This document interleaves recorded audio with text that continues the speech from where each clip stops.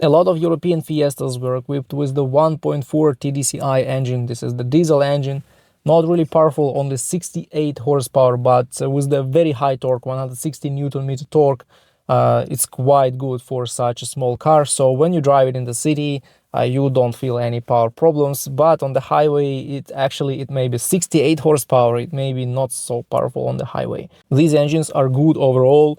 They will last about 200,000 miles, 300,000 kilometers without any problems, and they may even last much more than that if the oil is changed on time. So if you don't abuse this engine, it may last much longer than the average 300,000 kilometers. Also, these engines have pretty simple timing belt system. It's not complicated, it's not expensive to replace the belt and all the things that are replaced with this belt. And the engine is not known for any problems with the belt. That's very good news. But there are still some problems, and the first one is it's very sensitive to fuel quality. So if you use cheap diesel fuel, you will have a lot of problems with injectors, and the repair these common rail injectors is not that cheap at all. Unfortunately, these engines, after about 100,000 miles, 150, 160,000 kilometers, they will start consume some oil. So oil consumption will grow because of piston rings and because of the block being worn out.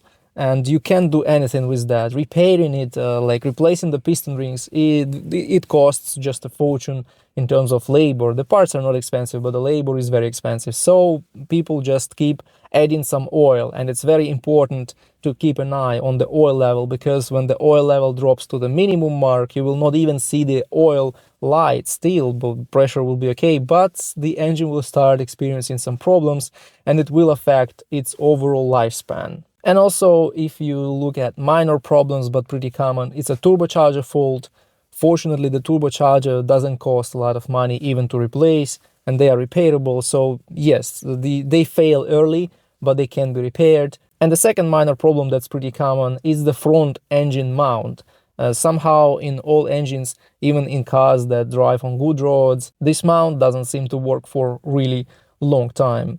Again, fortunately, the parts and the labor are not expensive to repair this problem. But if you feel some shaking of the engine, if you feel some jerking of your car when you start driving or when you're braking, it means that there is a problem with this mount and you need to replace it as soon as possible.